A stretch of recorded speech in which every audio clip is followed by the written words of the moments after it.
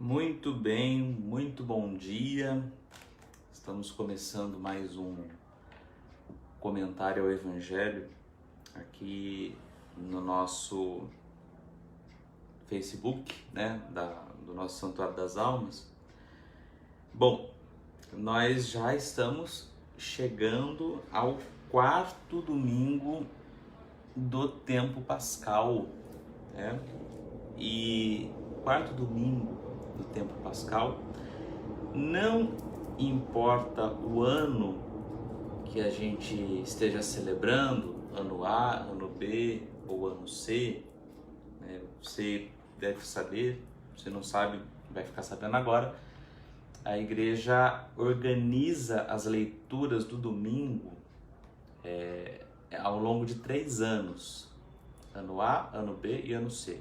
No ano A, a gente ouve aos domingos o Evangelho segundo São Mateus, no ano B, segundo São Marcos, e no ano C, segundo São Lucas, e deixando o Evangelho de João para alguns domingos, como é o caso desse domingo agora que nós vamos comentar, né, o quarto domingo.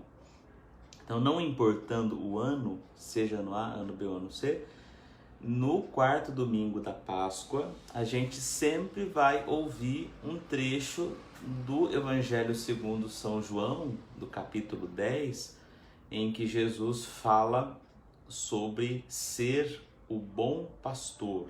Ele se apresenta como bom pastor. E essa é uma imagem que é muito cara aos cristãos de todos os tempos.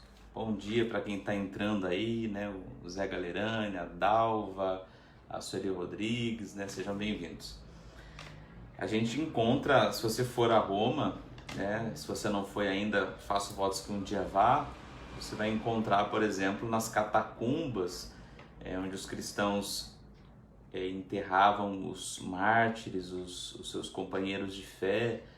A gente vai encontrar já registros no século III, ou seja, no ano 200 mais ou menos, pouco tempo depois da ressurreição de Jesus, portanto, a gente vai encontrar em muitos túmulos dessa época, lá em Roma, figuras representando Cristo com a ovelha sobre os ombros, Cristo como bom pastor, lembrando esse capítulo 10º do Evangelho segundo São João, e reforçando essa fé que mesmo nesse momento mais duro que é a morte, nós temos a confiança de que o bom pastor nos conduz, nos leva, né? Bom, então, e além de tudo isso, né?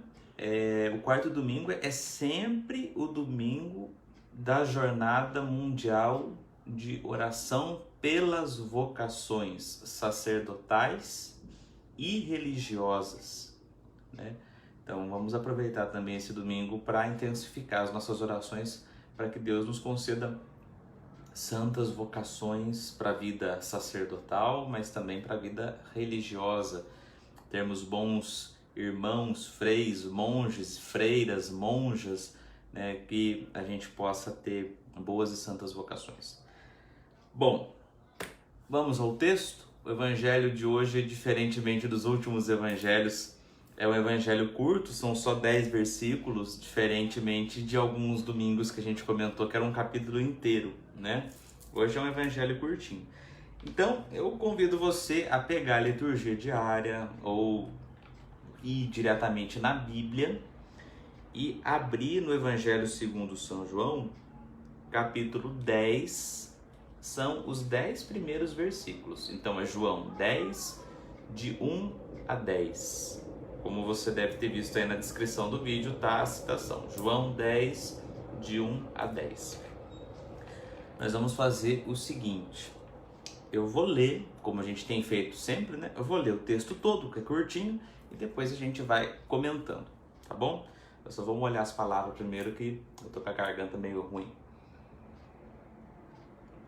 Bom, vamos lá. João 10, de 1 a 10. Naquele tempo disse Jesus: em verdade vos digo, quem não entra no redil das ovelhas pela porta, mas sobe por outro lugar, é ladrão e assaltante. quem entra pela porta é o pastor das ovelhas. A esse o porteiro abre e as ovelhas escutam a sua voz.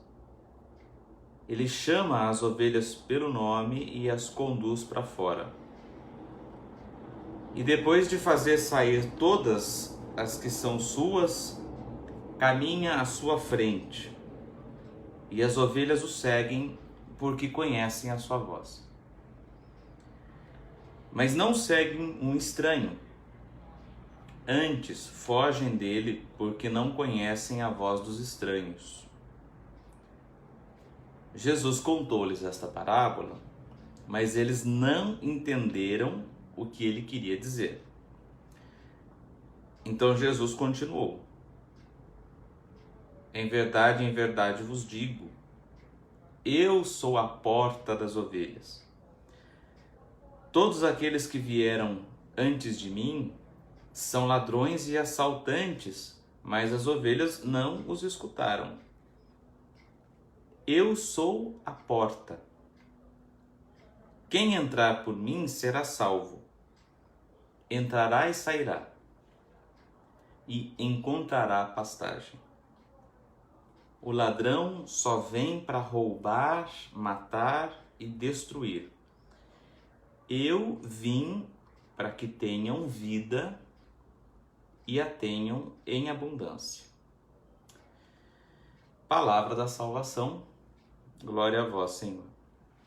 Bom, minha gente, nós acabamos de ouvir Jesus falar, e eu acabei de dizer que esse é o domingo do bom pastor, em que Jesus se apresenta como o bom pastor, mas a gente acabou de ler o texto todo e não tem em nenhum momento Jesus falando que é o bom pastor, né?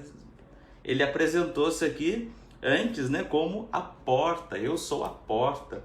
Então por que esse evangelho é o evangelho do bom pastor?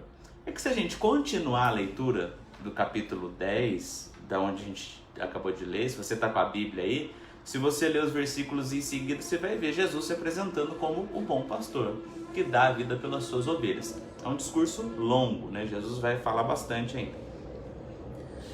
No início, nisso que a gente acabou de ouvir, Jesus, ao invés de falar do bom pastor, que é ele vai falar dos maus pastores, que Jesus identifica como sendo ladrões e assaltantes. Tá bom, mas quem são esses maus pastores que Jesus critica e coloca em contraposição a ele, que é o bom pastor? Por que esses maus pastores são maus, são diferentes de Jesus? Bom, para a gente entender isso, eu acho importante a gente primeiro entender o contexto em que Jesus falou essas palavras. Sempre, gente, na Bíblia, se você de repente algum dia está rezando sozinho a palavra de Deus, pegou a liturgia diária, leu o evangelho e de repente não está muito claro, mas por que Jesus falou isso? Por que essas palavras são assim? Faz o seguinte: vai na Bíblia, procura o texto na Bíblia e tenta ler o que está um pouco antes e um pouco depois, para você ver o contexto. Qualquer conversa que a gente pega pela metade, qualquer conversa que a gente já pega o bonde andando, corre-se o risco de a gente se equivocar e entender errado o que está acontecendo, né? Por isso é bom a gente ir na Bíblia e ver o contexto. É o que a gente vai fazer agora. O que estava acontecendo nesse capítulo 10º para Jesus falar isso tudo? Bom, Jesus tinha chegado em Jerusalém, onde ele seria depois preso, torturado, morto e ressuscitaria, né? Mas antes de acontecer a paixão de Jesus, aconteceram vários outros fatos. E uma das coisas que aconteceu nessa chegada de Jesus em Jerusalém foi o episódio da cura do cego de nascença. Não faz muito tempo, tem algumas semanas, foi Evangelho do Domingo e a gente até comentou aqui no nosso Facebook. foi feito o comentário desse texto, que é o Evangelho segundo São João, capítulo 9. Então, Jesus tinha acabado de fazer a cura do cego de nascença. Depois de todo aquele desenrolar daquela história, ao chegar no final do capítulo, a história, se você se lembra, Jesus cura o cego de nascença e vira um problemão, porque era um sábado e os fariseus começam a criticar Jesus por causa disso. No finalzinho do texto, Jesus fala assim, que ele veio para trazer a luz e para aqueles que acham que vêm, sejam confundidos. E aí os fariseus entenderam que aquilo ali era um cutucão neles, né? Aí eles perguntam, mas você está dizendo que nós somos cegos porque a gente está te criticando? Jesus fala, olha, se vocês fossem cegos, estava até bom, mas o problema é que vocês falam que vem, então o pecado de vocês permanece. Quer dizer, Jesus jogou na cara deles, falou assim, olha, vocês mesmo estão dizendo que vocês sabem das coisas, mas vocês não sabem de nada, né? Logo após isso, Jesus começa a falar esse texto que a gente acabou de ouvir. Então tudo leva a crer que Jesus está falando justamente para os fariseus, né? Ele está em Jerusalém, acabou de curar o cego de nascença, os fariseus criticaram ele, então Jesus dá uma resposta que se prolonga nesse capítulo 10. Então, bom, Jesus fala agora a respeito dos guias cegos, né, dos maus pastores. Qual que é o problema de Jesus, afinal de contas, com os fariseus? Você já reparou certamente que no Evangelho vira e mexe, cada pouco Jesus está em alguma discussão com os fariseus.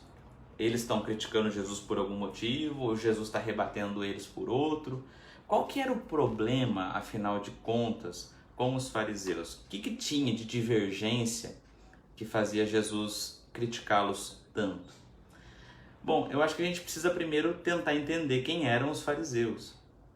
Os fariseus eram um grupo dentro da sociedade que Jesus vivia, dentro da religião que Jesus seguia. Jesus era judeu. Os fariseus eram um grupo que até tinha uma boa intenção. Eles entendiam o seguinte: Deus deu ao povo a lei. E quando eu falo que Deus deu ao povo a lei, eu estou falando dos 5 primeiros livros que estão na Bíblia, que a gente chama de Pentateuco. Penta, em grego, significa 5, né? Quando alguém é campeão 5 vezes, a gente fala que a pessoa é pentacampeã, né? Então, Pentateuco, teuco são rolos, né? Significa rolos, os livros antigamente eram rolos, né? Então, 5 rolos, os 5 primeiros livros, o Pentateuco, isso era a lei. Então, os fariseus acreditavam o seguinte: Deus deu os mandamentos que estão ali naqueles 5 primeiros livros. Então, nós, se quisermos a bênção de Deus, se quisermos que Deus nos abençoe e que abençoe o nosso país, a gente tem que seguir o que está escrito ali ao pé da letra. Então, se está dizendo que, vamos pegar um exemplo, que a roupa não deve ser feita da mistura de 2 tecidos diferentes, isso está lá em Levítico, então é para ser assim. Eles faziam questão de observar cada mínimo detalhe. Bom, e ainda mais, né, não bastando aquilo que estava ali na lei, nos 5 livros, dos 5 primeiros livros da Bíblia, né, eles ainda escreveram algumas outras regras, alguns outros comentários à palavra de Deus que está ali naqueles 5 primeiros livros. E esses comentários aumentavam ainda mais o número de mandamentos. Então, se por exemplo, tinha alguma coisa que ali no livro do Levítico ou no livro do Deuteronômio que não tinha ficado muito clara, eles então escreviam outro livro para explicar aqueles aspectos que ficaram faltando ali nos livros que estavam no Pentateuco. Então isso gerou um corpo de mais ou menos 613 leis, né? E os fariseus eram um pessoal que falava que a gente tinha que seguir aquilo à risca, ao pé da letra. Bom, se a intenção deles era essa, seguir a lei, e com isso garantir que Deus abençoasse o povo e os abençoasse também, então, a princípio, você vai concordar comigo que não tem nada de errado, né? Não tem um problema aí. Porém, isso acabou gerando algumas dificuldades. Em primeiro lugar, se eu perguntar agora para você, tirar da sua mão celular, tirar qualquer livro, qualquer consulta, perguntar assim, quais são os 10 mandamentos da lei de Deus, quais são os 5 mandamentos da igreja e quais são os 7 sacramentos? Você é capaz de dizer assim na lata para mim, sem titubear e sem errar a ordem? Se você consegue, meus parabéns. Eu vou ser sincero para você. Se alguém me pergunta na lata, eu vou parar para pensar. Eu falo assim, pera aí um pouquinho. Amar Deus sobre todas as coisas, pode ser até que eu me confunda. Se a gente tem dificuldade de gravar 10 mandamentos de Deus, 5 da igreja, 7 sacramentos, imagina ter que gravar 613 mandamentos, sem contar aquilo tudo que está no livro do Gênesis, do Êxodo, do Levítico, do Deuteronômio. Então você há de concordar que você só poderia saber esses mandamentos todos se você souber ler, né? Hoje em dia, a gente encontra a grande maioria da população capaz de ler, né? Não digo de entender o que está escrito, mas de ler. Mas se a gente retroceder umas 2 gerações, a gente vai perceber que faz muito pouco tempo as coisas não eram assim. A minha avó, por exemplo, era analfabeta. E eu acredito que as suas avós pode ser que também tenham passado por essa mesma situação. Os nossos pais às vezes nem completaram todos os estudos. Eu estou falando de uma situação que não tem 100 anos. Agora você imagine como isso era há 2000 anos. Não era todo mundo que sabia ler, né? Os judeus até aprendiam as letras, se fossem homens, né? Os meninos estudavam alguma coisa. Mas para daí ter acesso ao texto da lei, eram outros 500, né? Então, o que acontecia? Os que conheciam essa lei que deveria ser observada por todos, era uma minoria, era pouca gente. Então, na cabeça deles, e isso até aparece num texto do Evangelho segundo São João, eu não vou lembrar agora a citação exatamente, porque minha cabeça não é um computador, né? Mas tem um dado momento em que os sacerdotes e os fariseus falam a respeito do povo o seguinte: esta gente é maldita porque desconhece a lei. Essa gente é maldita. Então você já está percebendo aí a dificuldade? Então os fariseus acreditavam que seguindo a lei seriam abençoados por Deus. Mas não era todo mundo que tinha acesso a esse texto, não era todo mundo que sabia ler. Portanto, não era todo mundo que seguia exatamente ao pé da letra todos aqueles mandamentos. Então isso gerou na cabeça de muitos fariseus uma compreensão assim: nós somos os puros, nós somos os santificados. Aliás, a palavra fariseu significa justamente separado. Então nós somos separados, nós somos santos. Essa gente que não segue a lei, eles são uma escória, né? Só que essa escória era a maioria da população. Então Jesus olhava para essa situação e entendia da seguinte maneira: Deus deu a lei, é verdade que Deus deu a lei, porém não deu a lei para servir à segregação, não deu a lei para servir como um instrumento de discriminação e de opressão, mas deu a lei para que as pessoas tivessem mais vida. Uma lei simples, por exemplo, que é a que Jesus transgrediu na cura do cego de nascença e que motivou a crítica dos fariseus, é a questão do sábado. De fato, está escrito lá no livro de Deuteronômio que não se pode fazer nada no sábado, porque o sábado é um dia de descanso. Deus deu essa lei, e se você ler o contexto em que essa lei é promulgada por Deus, Você vai ver que Deus deu essa lei porque o povo tinha sido escravo. Escravo não tinha dia de descanso, não tinha horário de trabalho. Então, uma vez por semana, o povo teria um dia de descanso para que pudesse viver, para que pudesse se alegrar, para que pudesse estar com a família, para que pudesse ouvir a palavra de Deus. Olha, então, não é uma coisa para a vida, para a saúde, para a alegria? Jesus, ao curar o cego de nascença, está proporcionando isso, dando vida, alegria, saúde, um motivo para esse homem ser feliz. E os fariseus se apegaram à letra da lei, dizendo não pode fazer nada no sábado. Então a lei que foi dada para ser vida estava virando instrumento de morte. Então é por isso que Jesus discordava tanto deles.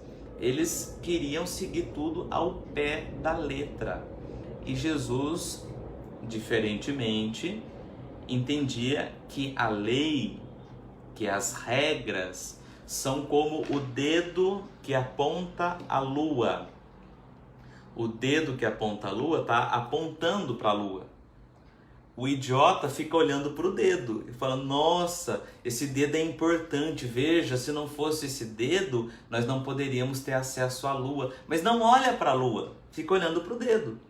Então os fariseus, ao invés de pensar naquilo para o que a lei aponta, para a vida plena, para a alegria, para a felicidade, ficavam olhando só para a lei, só para a letra, para o que está escrito, e viraram, portanto, fiscais de vida alheia.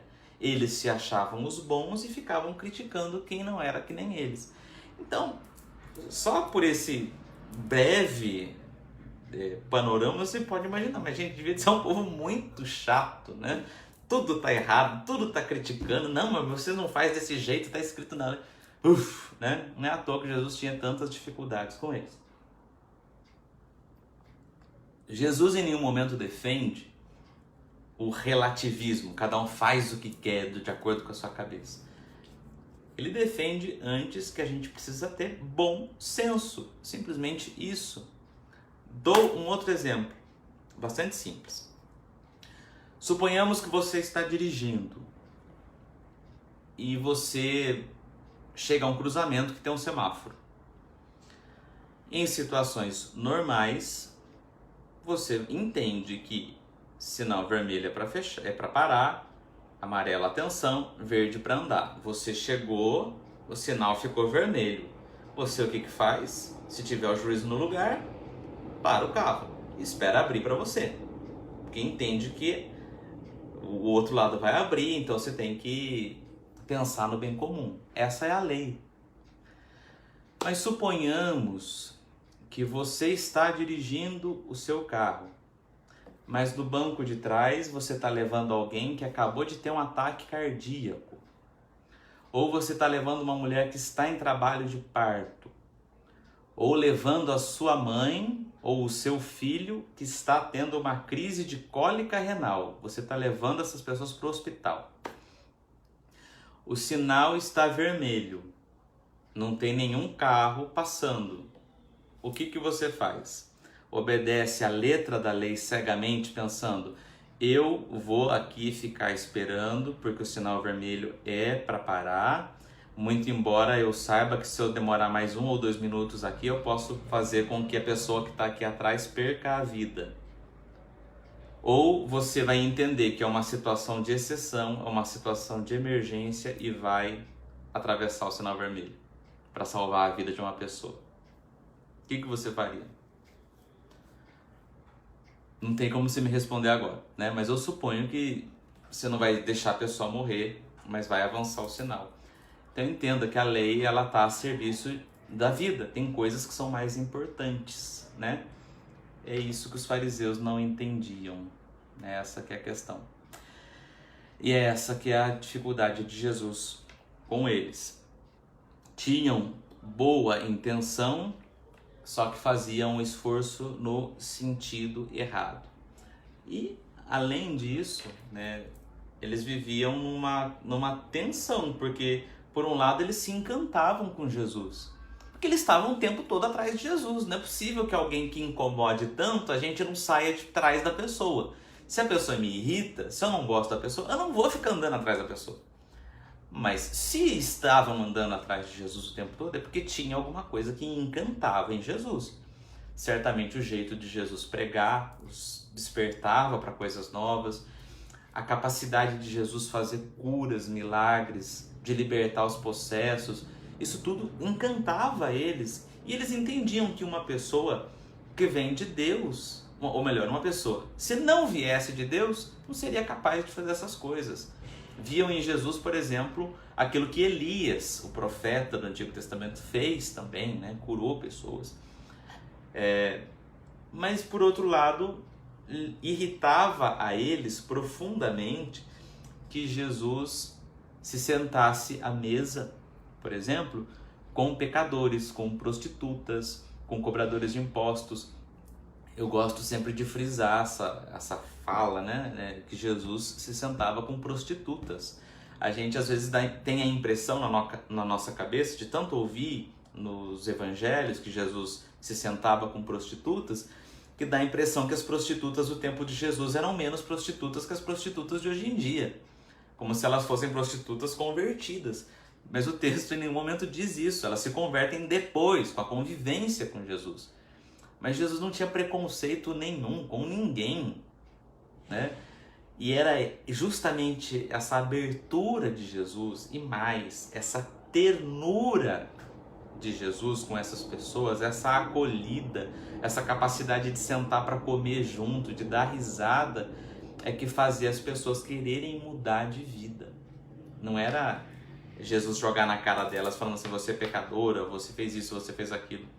Tanto que João, esqueci agora a citação de João 6, que é a João 8, não me lembro, enfim, não importa, que é a história da pecadora, a mulher pega em adultério. Depois que todo mundo desiste de apedrejar ela, Jesus pergunta para ela o seguinte, mulher, ninguém te condenou? Ela responde, ninguém, Senhor. Eu também não te condeno. Vai e não peques mais. Então, tenta de novo. O que se fez, deixa para trás, deixa para lá. Vamos tentar de novo, né? Então, essa imagem de Deus que Jesus traz, os fariseus não conseguiam entender, não conseguiam aceitar. E ainda mais quando Jesus se apresentava como enviado de Deus, falando em nome de Deus. Jesus não citava, Malemar cita o Antigo Testamento. Muito poucas vezes ele cita, por exemplo, a lei, o Pentateuco. Mas Jesus o tempo todo está apresentando uma imagem de Deus muito diferente daquelas com a qual eles estavam acostumados. Eles achavam que podiam, de certo modo, mandar em Deus. Basta eu obedecer o que ele está dizendo na lei, que eu serei automaticamente abençoado, como se fosse uma conta de matemática. Mas não entenderam que a lei aponta para algo maior, que é a vida, que é a alegria. E quando Jesus começa a viver dessa maneira, entendendo a lei com liberdade, isso para eles era inaceitável. Então esse era o problema de Jesus com os fariseus. Mas não eram só os fariseus os guias do povo, as pessoas que exerciam influência sobre o povo. Tinha também os sacerdotes. Bom, em Jerusalém havia o templo. E aqui é bom a gente entender uma coisa. O que é sinagoga e o que é o templo.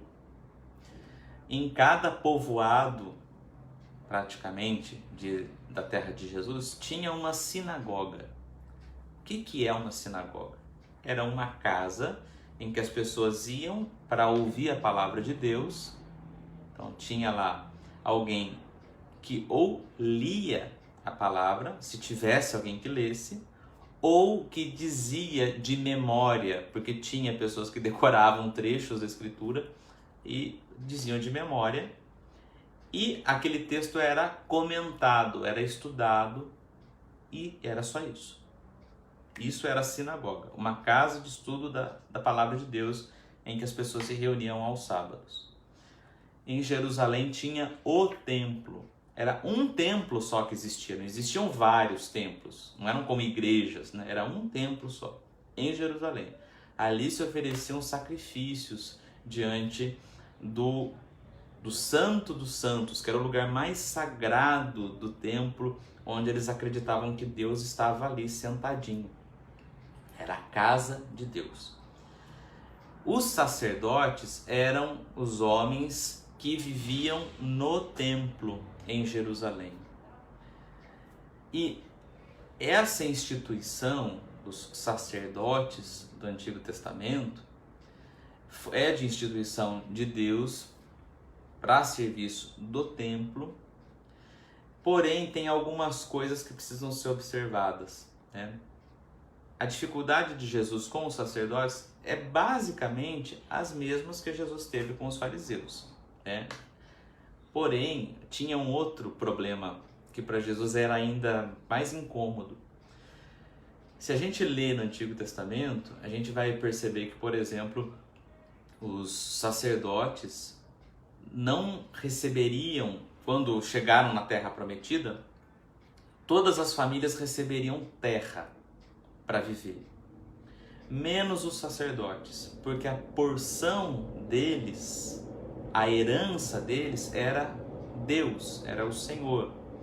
Então eles viveriam das ofertas que os fiéis, dos dízimos que os fiéis, ao irem ao templo, depositassem lá, eles viveriam disso. Se vivessem só disso, isso não seria um problema, porque não daria para eles viverem com luxo. Porém, aconteceu que algumas famílias de sacerdotes começaram a extorquir os mais pobres. Isso não é invenção minha, não é achismo meu, mas você pode achar dados arqueológicos a esse respeito. Autores daquele tempo, isso não está na Bíblia, né? Se encontra, por exemplo, tem um historiador daquele tempo chamado Flávio Josefo, ele era romano, e ele escreveu sobre isso. A família de Caifás, que tinha sido sumo sacerdote, quer dizer, o chefe do templo, a família desse homem, que era uma família de sacerdotes, quando uma pessoa não pagava o dízimo, ele mandava a guarda do templo, porque o templo criou com o templo uma guarda, né, uma polícia, ele mandava a polícia do templo ir na casa dessa pessoa e bater na pessoa até ela pagar. Isso está registrado historicamente. Então imagina se hoje em dia, por exemplo, o padre olha lá e fala assim, fulano não pagou o dízimo esse mês, né? Não devolveu o dízimo. O que nós vamos fazer? Manda a polícia atrás. Vamos dar uma surra nessa pessoa até ela pagar. Pra gente é absurdo isso, mas acontecia. E eles começaram, os sacerdotes daquele tempo, a enriquecer. Ao redor do templo em Jerusalém, no monte onde ficava o templo, começaram a construir casas luxuosíssimas. Isso, como eu disse, não é invenção da minha cabeça, mas há registros arqueológicos, né? Teve gente que escavou aquilo lá e encontrou grandes mansões ao redor. E essas mansões pertenciam, adivinha a quem? Aos sacerdotes, né? Então, era uma situação que, além do fato de eles considerarem o povo como maldito, porque não entendiam a lei, além de serem rigoristas em extremo, ainda tinha, na figura dos sacerdotes, o problema dessa baita hipocrisia, de massacrarem o povo para que eles vivessem no luxo, ao passo que a população no tempo de Jesus realmente passava necessidade. O grosso da população, o povão, era muito pobre, porque além de terem que pagar o imposto do templo, que era o dízimo, tinham que pagar o imposto para Roma também. Então, quando eles faziam as suas colheitas, malemar sobrava alguma coisa para eles comerem. Então, um caso como esse que eu contei, que o sumo sacerdote mandou ir espancar a pessoa, certamente a pessoa não devolveu o dízimo, não deu o dízimo, porque não tinha guardado para si mesmo, para comer. Mas esse tipo de comportamento, essa coisa como uma ave de rapina, né? Uma ave carniceira, esse comportamento que os sacerdotes tinham com relação ao povo, Jesus abominava isso. Tanto é verdade o que eu estou dizendo que, por exemplo, quando ele chega em Jerusalém, os 3 primeiros evangelhos, né, Mateus, Marcos e Lucas, contam que a primeira coisa que Jesus fez ao chegar em Jerusalém é ir aonde? Ao templo. E o que ele fez ao chegar ao templo? Expulsou todo mundo que estava lá dentro. Aquilo era uma máfia. Então notem, tanto fariseus como sacerdotes, eles pegaram uma coisa que originalmente era boa, instituída por Deus, né? A imagem do templo, a própria lei, eram coisas boas, sem dúvida. E eles perverteram o significado dessas coisas.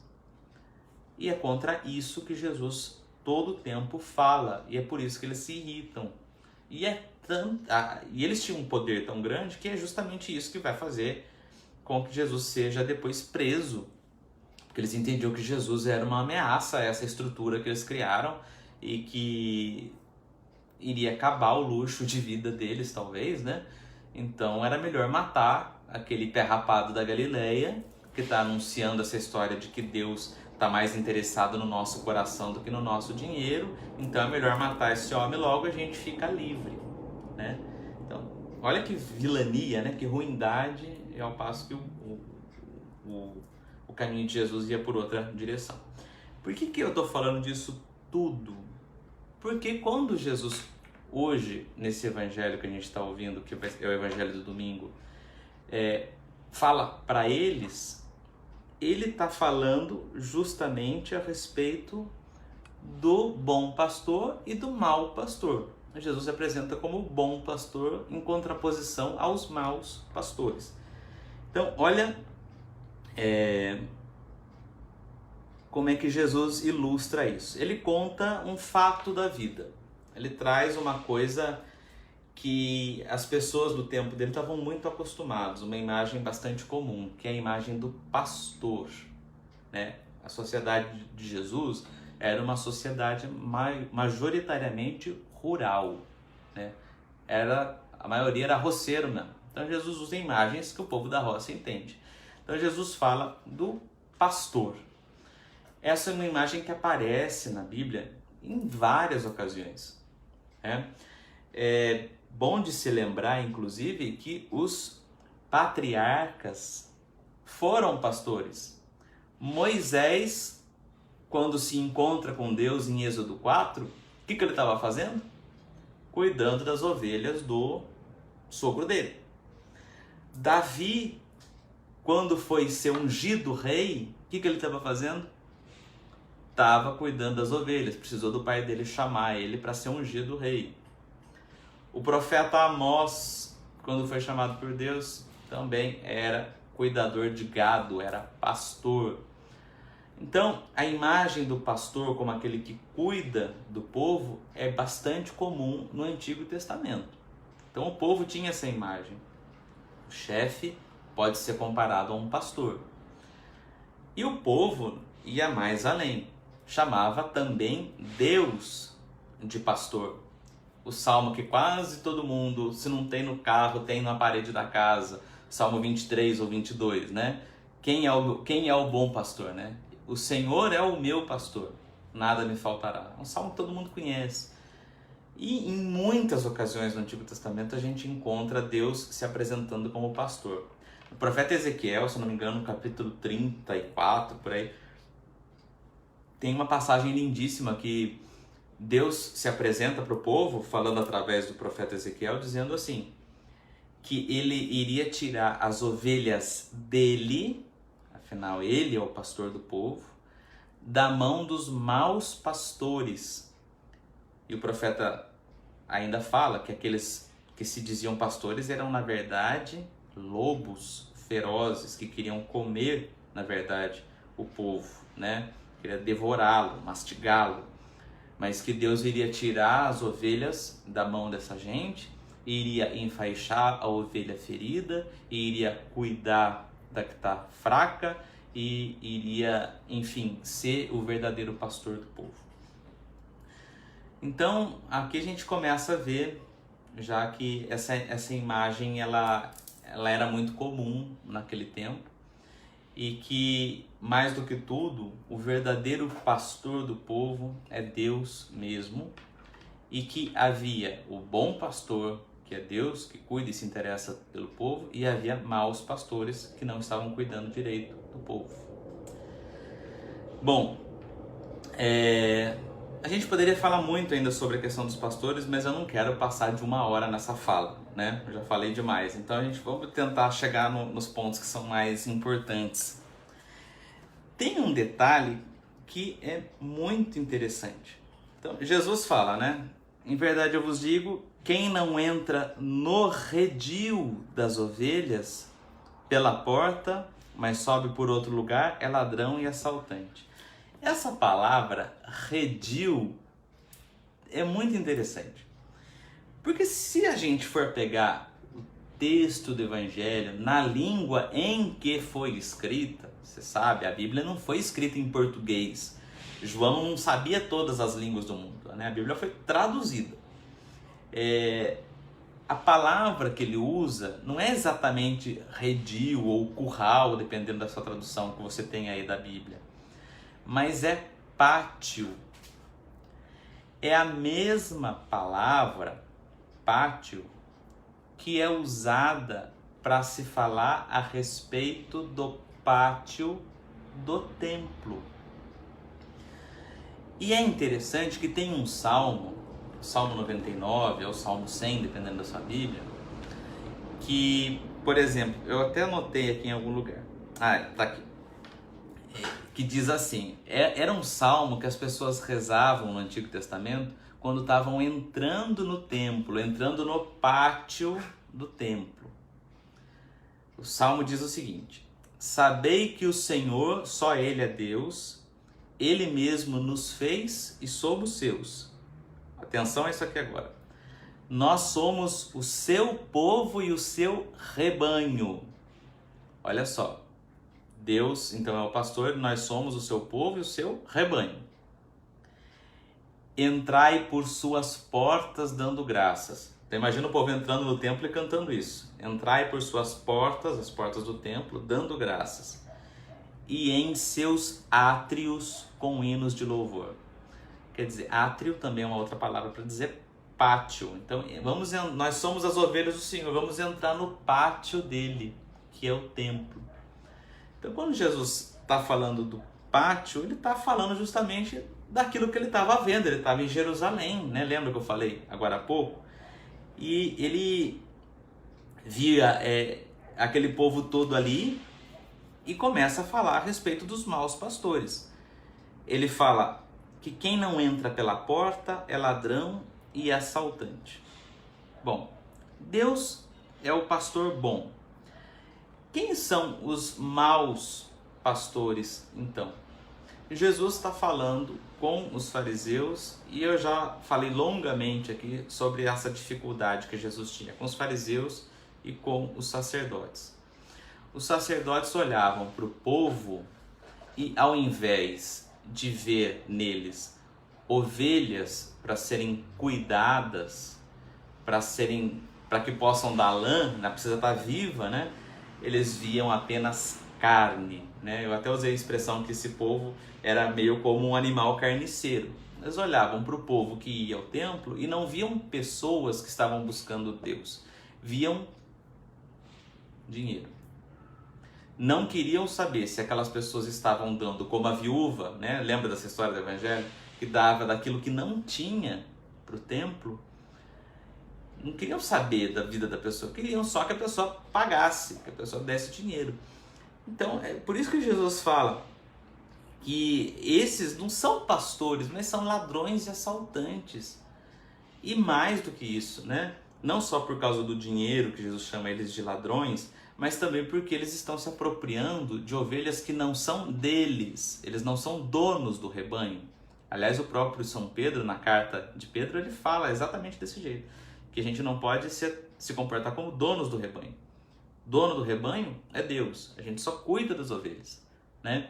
Mas não era assim que os sacerdotes do templo de Jerusalém daquele tempo agiam. Eles queriam depenar, né, aquele povo até a última moeda. Bom, roubaram o rebanho de Deus. Como é que Jesus fala que a gente pode reconhecer quem é bom pastor de quem é mau pastor? Jesus fala que o pastor verdadeiro entra pela porta, ao passo que os outros são assaltantes. E mais adiante, Jesus fala que ele é a porta. Ele se apresenta como a porta. E é esse que é o núcleo desse evangelho desse domingo. Por que Jesus usa essa comparação? Vamos imaginar assim, aqui do meu lado tem uma porta, olha lá, tá vendo? Aqui, olha lá, né? É uma porta normal, feita para passar um ser humano, né? Suponhamos que eu quisesse fazer passar por aquela porta um elefante ou uma baleia. Eu conseguiria? Só se eu picotasse, né, o elefante ou picotasse a baleia, fizesse sushi da baleia. Aí ela passaria. Para passar nessa porta precisa ter um certo formato, um certo tamanho. Quando Jesus se apresenta como a porta, ele está dizendo o seguinte: aqueles que se apresentam para vocês como pastores precisam ter o meu tamanho, precisam ser como eu. Se forem diferente de mim, se passarem além da forma que sou eu, porque eu sou a porta, então não são pastores, são ladrões e assaltantes. Isso que Jesus está nos dizendo serve para nós hoje, porque há ainda muita gente que, por mais que fale em nome de Jesus Cristo, use o nome dele para pregar, não vem com o jeito de Jesus Cristo, não vem do formato de Jesus Cristo, não vem como Jesus Cristo. São aqueles pastores que, mesmo estando investidos de alguma função, seja na igreja, seja onde for, sejam pregadores, sejam padres, sejam bispos, sejam o que for, podem estar usando o nome de Jesus Cristo, mas não tem um coração e uma atitude que nem a de Jesus. E o Evangelho quer nos ensinar justamente isso. Se a pessoa não se aproxima com o jeito de Jesus, então não é bom pastor. E se não é bom pastor, é ladrão e assaltante. E isso a gente encontra até hoje. A gente pode ver, por exemplo, pastores que pregam em nome de Jesus Cristo, mas que defendem coisas que Jesus Cristo sempre abominou. Pastores que pregam a violência, por exemplo. Pastores que pregam a segregação, o preconceito. Pastores que só pensam no lucro, que só pensam em dinheiro. Esse tipo de coisa toda é tudo aquilo que Jesus sempre pregou contra. De repente aparece um pastor se apresentando em nome de Jesus, pregando do jeito que os sacerdotes do tempo de Jesus ou que os fariseus pregavam. Então não estão entrando pela porta que Jesus, são então assaltantes. Bom, uma outra coisa que é interessante é que Jesus fala que ele é o bom pastor, ele entra por essa porta, ele vem para cuidar. O interesse do pastor tem que ser esse, tem que olhar para a pessoa e ver nela uma pessoa, não simplesmente uma fonte de renda, não simplesmente alguém para eu dominar, para servir ao meu próprio ego, né? Um pastor não pode se aproximar do povo querendo que o povo o tempo todo o aplauda, né? Como se fosse simplesmente um público para ele se vangloriar ou, como falei, para arrancar dinheiro. Não, né? O pastor tem que olhar para a pessoa e ver uma pessoa que tem uma história, que tem um sofrimento, né? E alimentar essa pessoa com a palavra de Deus e não com a sua própria palavra, né? Bom, Jesus fala que se aproxima, entra pela porta e tira as ovelhas do pátio e as leva para fora. Lembra que eu falei que o pátio, né, que foi traduzido como curral, como aprisco, como redil, né? Essa palavra significa também o templo. Então, o Evangelho de João está falando assim, que Jesus ia tirar o povo, a sua fala, o seu jeito de ser, iria tirar as pessoas daquele império do templo e levar para fora. É como se fosse um novo êxodo, que nem Moisés tirou o povo da escravidão do Egito, caminhou à sua frente e o povo foi atrás. Da mesma maneira, Jesus estava tirando aquelas pessoas daquele domínio dos fariseus, dos sacerdotes do templo e levando para uma nova terra prometida, em que não se precisa mais oferecer sacrifícios, em que não se precisa mais obedecer à antiga lei. Paulo, apóstolo, depois na carta aos Gálatas, explica isso muito bem, falando que a lei serviu por um tempo, hoje não serve mais. É por isso que a gente não segue, por exemplo, os mandamentos do Antigo Testamento. Jesus nos tirou desse império, nos trouxe para uma nova vida, para uma nova realidade. Entrar em Jesus Cristo, passar por essa porta que é a vida de Jesus Cristo, o exemplo de Jesus Cristo, nos leva para a liberdade. O próprio Paulo, na carta aos Gálatas, fala que é para a liberdade que Cristo nos libertou. É interessante que até num determinado momento do Evangelho, Jesus fala que eu sou a porta, quem entrar por mim será salvo, entrará e sairá. Como assim entrará e sairá? Quer dizer que vai e volta? Não, entrar em Jesus Cristo é na verdade sair desse esquema antigo, é entrar numa nova terra, entrar numa nova liberdade, num mundo novo. É a isso que nós somos convidados. Jesus nos tira de uma antiga estrutura, de uma antiga imagem de Deus, de um Deus cruel talvez, um Deus duro, um Deus mercantilista, que funcionava na base de sacrifícios, e nos leva por uma outra imagem de Deus. Jesus nos tira de uma estrutura de segregação, uma estrutura que, por exemplo, achava que, como eu falei até uns domingos atrás, que a mulher era um ser à parte e menor e que Deus jamais tinha falado com uma mulher depois da ressurreição, justamente com as mulheres que Deus fala. Então tira de uma estrutura machista, de uma estrutura que olhava para o pagão como um cachorro, como um bicho, como alguém inferior também.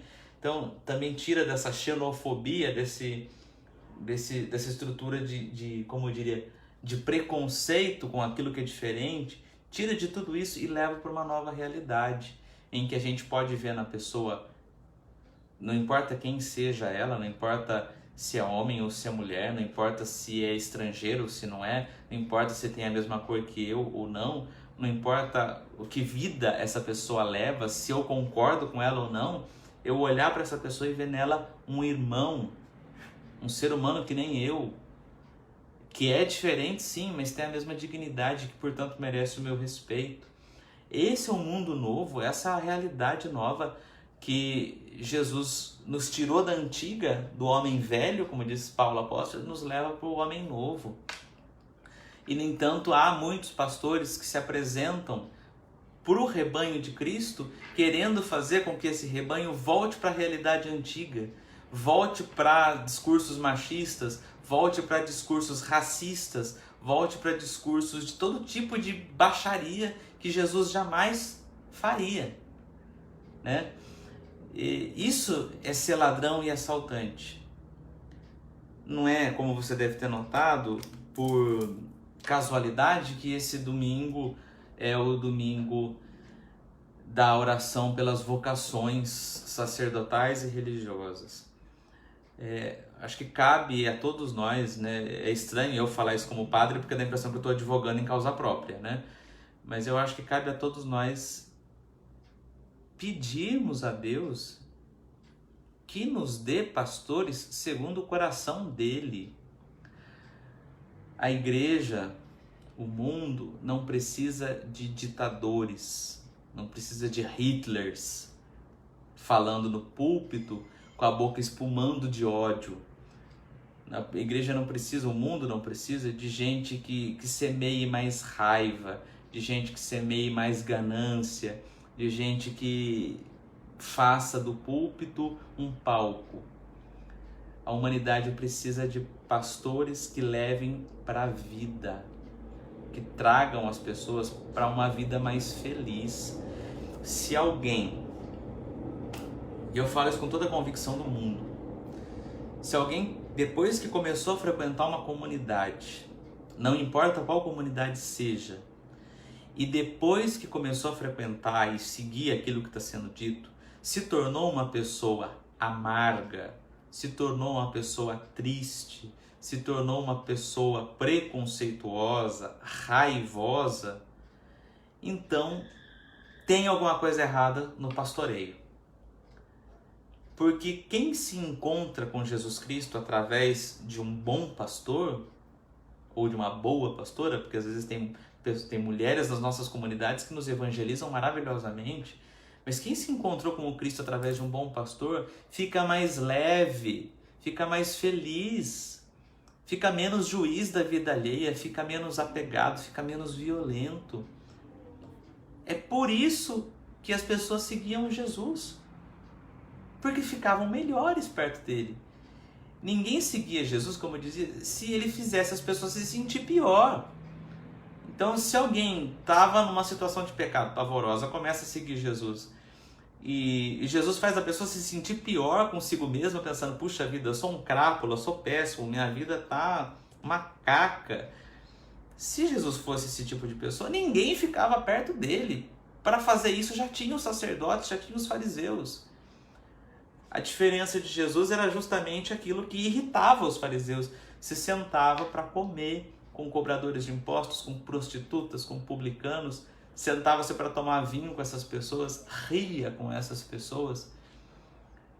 Foi justamente diante da irritação desses fariseus, diante dessa atitude de Jesus, que ele contou, por exemplo, a passagem do filho pródigo, né?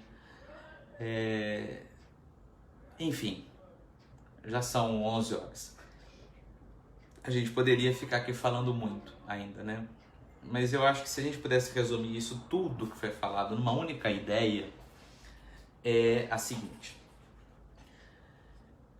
Toda fala de Jesus, sobretudo no Evangelho de João, não está falando simplesmente para o povo daquele tempo. Está falando para todas as épocas, para todas as raças e povos do mundo. É um discurso que serve para todo mundo em todos os tempos. E o que Jesus está nos dizendo é o seguinte: nós precisamos ter muito cuidado com as pessoas a quem a gente segue. Porque falar em nome de Jesus Cristo não é garantia de que a pessoa está transmitindo a mensagem de Jesus Cristo. E é por isso que há bons pastores e há maus pastores, a quem Jesus chama de assaltantes e de ladrões. Qual é o critério, então, para a gente saber se aquele que se apresenta em nome de Jesus Cristo para a gente é um bom pastor ou um assaltante, um ladrão? O critério é se essa pessoa passa pela porta que é Jesus Cristo. Ou seja, dito ainda mais claramente, se aquela pessoa está pregando, e mais do que pregando, se essa pessoa está agindo do jeito que Jesus pregava e agia, se essa pessoa está andando com as pessoas com quem Jesus andava, se essa pessoa está defendendo as pessoas a quem Jesus defendia, se essa pessoa está criticando aquele tipo de postura que Jesus criticava. Em outras palavras, se aquele pastor está sendo um outro Cristo. Porque se não estiver, então é assaltante e é ladrão e não está interessado no bem e na vida das ovelhas, mas está interessado em fazer do púlpito ou um palco ou uma fonte de renda. Mais claro que isso, só Deus disso. Então peçamos a Deus que nos dê bons pastores, que faça de nós que nos atrevemos, né, a nos lançarmos nessa vocação, pessoas que de alguma maneira transmitem Jesus Cristo, né? Eu acho que eu me preocupo muito, eu faço agora uma partilha com vocês, eu me preocupo muito se o conteúdo daquilo que eu falo, numa homilia, se o meu jeito de ser, ele está afinado com o jeito de Jesus Cristo, se está semelhante, pelo menos. Cada pregador do Evangelho, ou pregadora do Evangelho, tem um jeito, tem uma personalidade. Não adianta a gente querer que as pessoas sejam iguais. Ah, porque fulano fazia isso, você não faz. Ou porque você faz isso, fulano não vai fazer. Não, cada um tem o seu talento, cada um tem o seu jeito. Mas o mais importante é que a gente tenha esse desejo, essa intenção de ser, ao menos em alguma coisa, semelhante a Jesus, né? E estar nessa vocação de anunciar o Evangelho pelo desejo de fazer com que as pessoas sejam mais felizes. E isso tem sido, falo com muita franqueza para vocês, isso tem sido o meu desejo, assim, o meu esforço. O Evangelho, para mim, descobrir a pessoa de Jesus Cristo, eu, Fernando, fez de mim uma pessoa melhor. Quem me conheceu há 10, 15 anos atrás, eu era uma pessoa insuportável. Continuo sendo? Talvez, mas menos um pouco, né? Tenho muita coisa para melhorar. Mas o Evangelho tem feito de mim uma pessoa melhor um pouquinho por dia. Eu faço fé que vou melhorar muito mais ainda. E eu acho que essa é uma experiência que as outras pessoas também vale a pena experimentar. Seguir aquelas coisas que o Evangelho manda a gente seguir, como a não violência, como amar o próximo, amar os inimigos, perdoar, ser desapegado, viver para o outro e não para si mesmo. Eu acho que esses valores fazem da nossa existência mais feliz, mais leve, mais alegre, né? E eu acho que isso vale a pena para as outras pessoas seguirem. Agora, se eu começar a pregar de um jeito em que eu fique que nem os fariseus ficavam, falando assim, tá escrito aqui no tal documento, tá escrito aqui que tem que ser assim, e esfregar isso na cara das pessoas, como se elas, sem saber da situação da pessoa, condenar as pessoas a priori. Se eu começar a fazer um discurso dinheirista, se eu começar, enfim, aí eu não vou estar sendo um pastor, não vou sequer estar tentando ser algo daquilo que Jesus foi como pregador e como pastor. Ele é o nosso modelo. Então, que nós estejamos atentos. Alguém falando em nome de Cristo não significa que veio pela porta que é Cristo. Muita gente que se diz pastor, mas é lobo, né? Chega de falar barbaridade. Então, vamos terminar essa nossa partilha pedindo à Mãe de Deus que nos dê boas e santas vocações. E eu tenho uma boa notícia, antes de a gente rezar essa Ave Maria, que é o seguinte: finalmente o YouTube liberou as transmissões ao vivo, né? Porque dependia da aprovação deles. Nós chegamos aos 1000 inscritos no nosso canal e a gente não conseguia ainda transmitir. Foi liberado. Então, a partir da semana que vem, esse comentário do Evangelho não vai ser mais transmitido pelo Facebook, mas pelo YouTube. Mas a gente vai compartilhar o link no Facebook, no Instagram, nos trem tudo aí, né? E as missas a mesma coisa. Então eu vou avisando nas missas. A minha ideia é começar com essa transmissão no YouTube a partir de domingo, para dar tempo das pessoas ficarem sabendo e a gente ir mudando, né? Tá bom? Então, vamos pedir à Mãe de Deus que nos ajude. Ave Maria, cheia de graça, o Senhor é convosco. Bendita sois vós entre as mulheres e bendito é o fruto do vosso ventre, Jesus. Santa Maria, Mãe de Deus, rogai por nós, pecadores, agora e na hora de nossa morte. Amém. Muito obrigado pela presença. Até a próxima, se Deus quiser. Tchau.